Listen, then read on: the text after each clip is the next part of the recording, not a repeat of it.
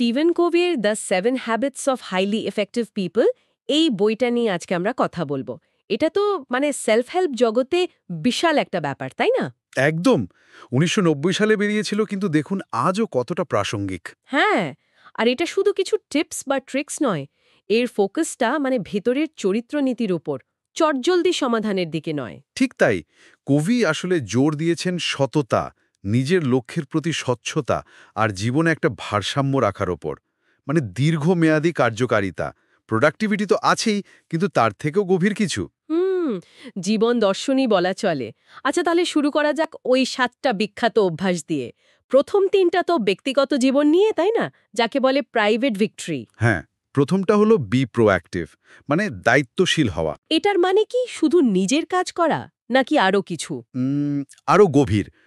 আমরা পরিস্থিতির দাস নই, আমাদের হাতে ক্ষমতা আছে আমরা কিভাবে রিয়্যাক্ট করব।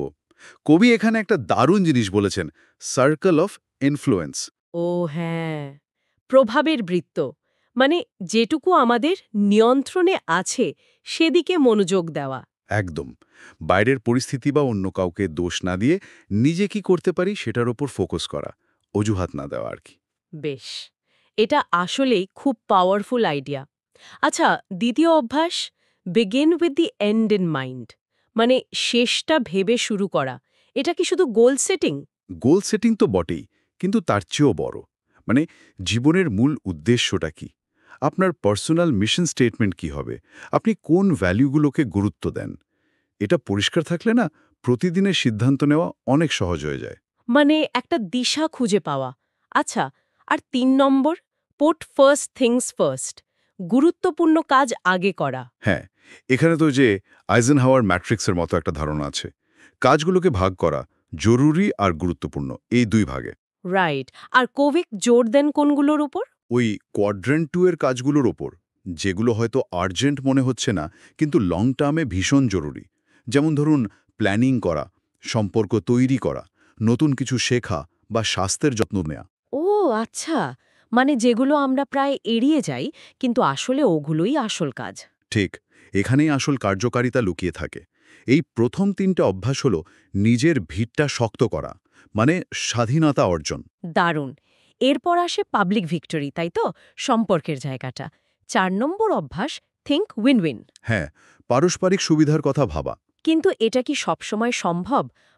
সবসময় কি দুজনই জিততে পারে? দেখুন, এটা আসলে একটা মানসিকতার ব্যাপার। কবি বলছেন, চেষ্টা করতে হবে এমন সমাধান খোঁজার যাতে দুপক্ষেরই ভালো হয়। এটা কম্পিটিশন বা স্যাক্রিফাইস নয়, বরং সহযোগিতা, তৃতীয় কোনো ভালো রাস্তা খুঁজে বের করা। হুম, সাহস আর বিবেচনা দুটোই লাগে বলছেন। হ্যাঁ, লাগে তো। তবে এই অ্যাপ্রোচটা সম্পর্ককে অনেক মজবুত করে তোলে। সত্যি। আচ্ছা, 5 নম্বরটা, seek first to understand, then to be understood.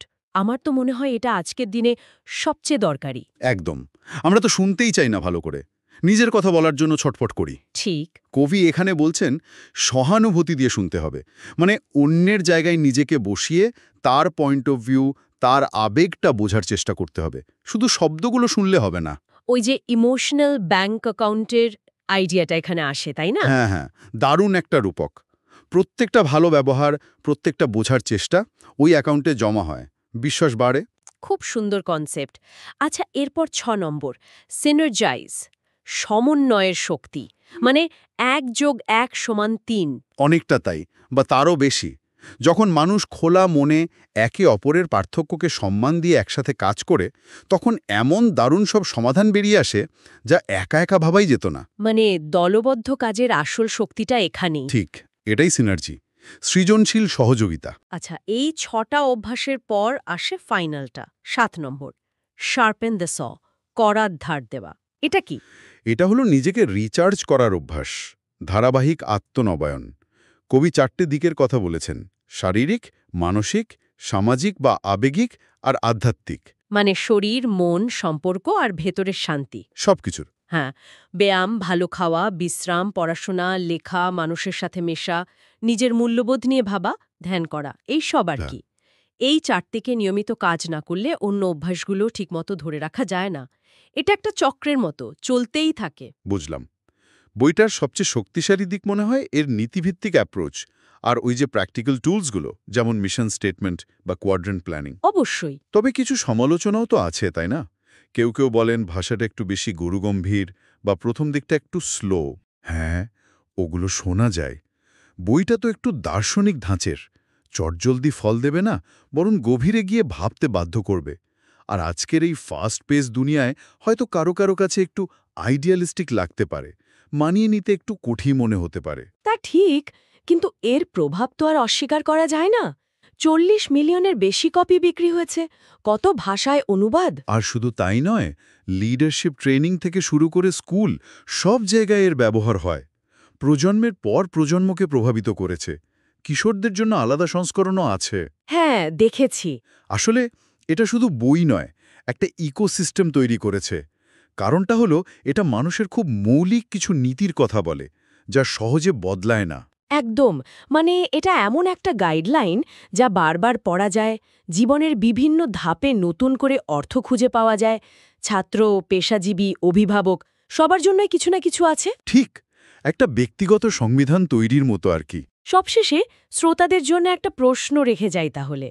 আজকের এই সুপার ফাস্ট ডিজিটাল যুগে কোভির এই প্রায় ৩৫ বছরের পুরনো নীতিগুলো, এগুলো কি এখনও একই রকম প্রাসঙ্গিক? খুব ভালো প্রশ্ন। অথবা এগুলোকে আজকের সময়ের সাথে মানিয়ে নিতে কি আমাদের নতুন করে কিছু ভাবার দরকার আছে? সেটাই, এটা নিয়ে ভাবা যেতে পারে।